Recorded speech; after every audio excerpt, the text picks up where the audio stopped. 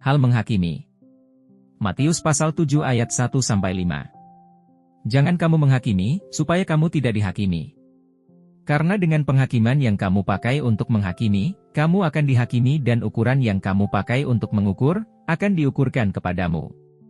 Mengapakah engkau melihat selumbar di mata saudaramu, sedangkan balok di dalam matamu tidak engkau ketahui? Bagaimanakah engkau dapat berkata kepada saudaramu, biarlah aku mengeluarkan selumbar itu dari matamu, padahal ada balok di dalam matamu? Hai orang munafik, keluarkanlah dahulu balok dari matamu, maka engkau akan melihat dengan jelas untuk mengeluarkan selumbar itu dari mata saudaramu. Hal yang kudus dan berharga. Matius pasal 7 ayat 6. Jangan kamu memberikan barang yang kudus kepada anjing dan jangan kamu melemparkan mutiaramu kepada babi, supaya jangan diinjak-injaknya dengan kakinya, lalu ia berbalik mengoyak kamu. Hal pengabulan doa. Matius pasal 7 ayat 7-11. Mintalah, maka akan diberikan kepadamu. Carilah, maka kamu akan mendapat. Ketoklah, maka pintu akan dibukakan bagimu.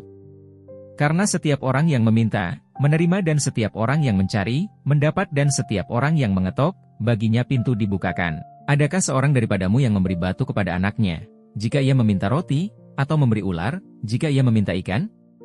Jadi jika kamu yang jahat tahu memberi pemberian yang baik kepada anak-anakmu, apalagi Bapamu yang di sorga, Ia akan memberikan yang baik kepada mereka yang meminta kepadanya. Jalan yang benar. Matius pasal 7 ayat 12-14. Segala sesuatu yang kamu kehendaki supaya orang perbuat kepadamu, perbuatlah demikian juga kepada mereka. Itulah isi seluruh hukum Taurat dan kitab para nabi. Masuklah melalui pintu yang sesak itu, karena lebarlah pintu dan luaslah jalan yang menuju kepada kebinasaan, dan banyak orang yang masuk melaluinya. Karena sesaklah pintu dan sempitlah jalan yang menuju kepada kehidupan, dan sedikit orang yang mendapatinya. Hal pengajaran yang sesat. Matius pasal 7 ayat 15-23. Waspadalah terhadap nabi-nabi palsu yang datang kepadamu dengan menyamar seperti domba, tetapi sesungguhnya mereka adalah serigala yang buas. Dari buahnya lah kamu akan mengenal mereka. Dapatkah orang memetik buah anggur dari semak duri atau buah ara dari rumput duri? Demikianlah setiap pohon yang baik menghasilkan buah yang baik, sedang pohon yang tidak baik menghasilkan buah yang tidak baik. Tidak mungkin pohon yang baik itu menghasilkan buah yang tidak baik, ataupun pohon yang tidak baik itu menghasilkan buah yang baik. Dan setiap pohon yang tidak menghasilkan buah yang baik, pasti ditebang dan dibuang ke dalam api. Jadi dari buahnya lah kamu akan mengenal mereka. Bukan setiap orang yang berseru kepadaku, Tuhan, Tuhan, akan masuk ke dalam kerajaan sorga, melainkan dia yang melakukan kehendak Bapakku yang di sorga. Pada hari terakhir banyak orang akan berseru kepadaku, Tuhan, Tuhan, bukankah kami bernubuat demi namamu, dan mengusir setan demi namamu, dan mengadakan banyak mujizat demi namamu juga? Pada waktu itulah aku akan berterus terang kepada mereka dan berkata, Aku tidak pernah mengenal kamu, enyahlah daripadaku, kamu sekalian pembuat kejahatan. Dua macam dasar. Matius pasal 7 ayat 24-27. Setiap orang yang mendengar perkataanku ini dan melakukannya, ia sama dengan orang yang bijaksana, yang mendirikan rumahnya di atas batu. Kemudian turunlah hujan dan datanglah banjir, lalu angin melanda rumah itu, tetapi rumah itu tidak rubuh sebab didirikan di atas batu. Tetapi setiap orang yang mendengar perkataanku ini dan tidak melakukannya, ia sama dengan orang yang bodoh, yang mendirikan rumahnya di atas pasir.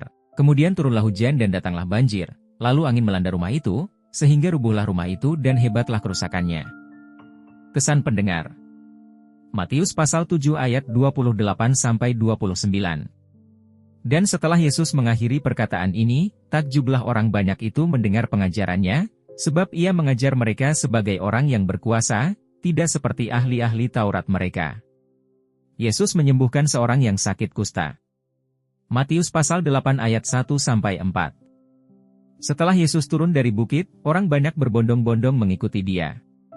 Maka datanglah seorang yang sakit kusta kepadanya, lalu sujud menyembah dia dan berkata, Tuan, jika Tuan mau, Tuan dapat mentahirkan aku. Lalu Yesus mengulurkan tangannya, menjamah orang itu dan berkata, Aku mau, jadilah engkau tahir. Seketika itu juga tahirlah orang itu daripada kustanya. Lalu Yesus berkata kepadanya, Ingatlah, jangan engkau memberitahukan hal ini kepada siapapun, tetapi pergilah, perlihatkanlah dirimu kepada imam dan persembahkanlah persembahan yang diperintahkan Musa, sebagai bukti bagi mereka. Yesus menyembuhkan hamba seorang perwira di Kapernaum.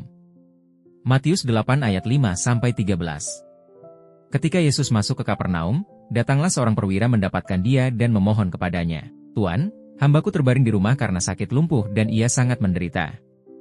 Yesus berkata kepadanya, "Aku akan datang menyembuhkannya."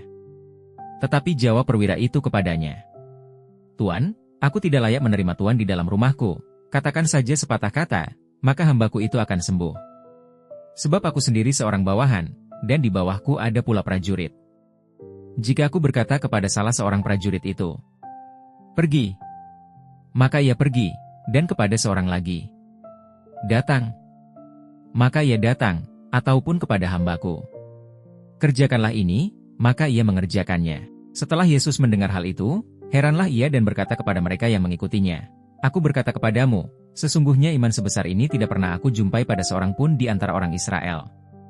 Aku berkata kepadamu, banyak orang akan datang dari timur dan barat dan duduk makan bersama-sama dengan Abraham, Ishak dan Yakub di dalam kerajaan sorga, sedangkan anak-anak kerajaan itu akan dicampakkan ke dalam kegelapan yang paling gelap, di sanalah akan terdapat ratap dan kertak gigi."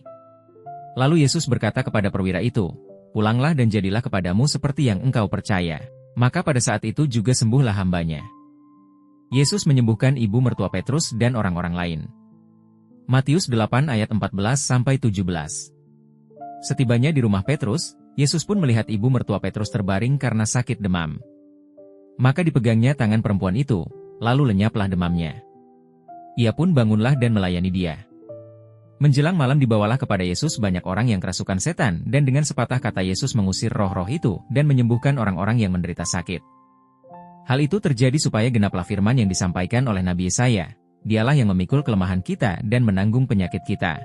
Hal mengikut Yesus. Matius 8 ayat 18-22. Ketika Yesus melihat orang banyak mengelilinginya, ia menyuruh bertolak ke seberang. Lalu datanglah seorang ahli Taurat dan berkata kepadanya, "Guru, aku akan mengikut engkau, kemana saja engkau pergi." Yesus berkata kepadanya, "Serigala mempunyai liang dan burung mempunyai sarang, tetapi anak manusia tidak mempunyai tempat untuk meletakkan kepalanya." Seorang lain, yaitu salah seorang muridnya, berkata kepadanya, "Tuhan, izinkanlah aku pergi dahulu menguburkan ayahku." Tetapi Yesus berkata kepadanya, "Ikutlah aku dan biarlah orang-orang mati menguburkan orang-orang mati mereka." Angin ribut diredakan. Matius 8 ayat 23-27. Lalu Yesus naik ke dalam perahu dan murid-muridnya pun mengikutinya. Sekonyong-konyong mengamuklah angin ribut di danau itu, sehingga perahu itu ditimbus gelombang, tetapi Yesus tidur. Maka datanglah murid-muridnya membangunkan dia, katanya, "Tuhan, tolonglah, kita binasa." Ia berkata kepada mereka, "Mengapa kamu takut? Kamu yang kurang percaya?" Lalu bangunlah Yesus menghardik angin dan danau itu, maka danau itu menjadi teduh sekali. Dan heranlah orang-orang itu, katanya, "Orang apakah dia ini, sehingga angin dan danau pun taat kepadanya?" 2 orang yang kerasukan disembuhkan. Matius 8 ayat 28-34. Setibanya di seberang, yaitu di daerah orang Gadara, datanglah dari pekuburan 2 orang yang kerasukan setan menemui Yesus. Mereka sangat berbahaya, sehingga tidak seorang pun yang berani melalui jalan itu. Dan mereka itu pun berteriak, katanya, "Apa urusanmu dengan kami, hai anak Allah? Adakah engkau kemari untuk menyiksa kami sebelum waktunya?" Tidak jauh dari mereka itu sejumlah besar babi sedang mencari makan.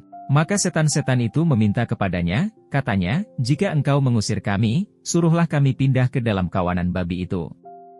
Yesus berkata kepada mereka, "Pergilah." Lalu keluarlah mereka dan masuk ke dalam babi-babi itu. Maka terjunlah seluruh kawanan babi itu dari tepi jurang ke dalam danau dan mati di dalam air.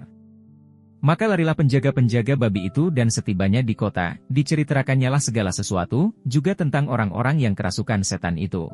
Maka keluarlah seluruh kota mendapatkan Yesus dan setelah mereka berjumpa dengan dia, mereka pun mendesak, supaya ia meninggalkan daerah mereka.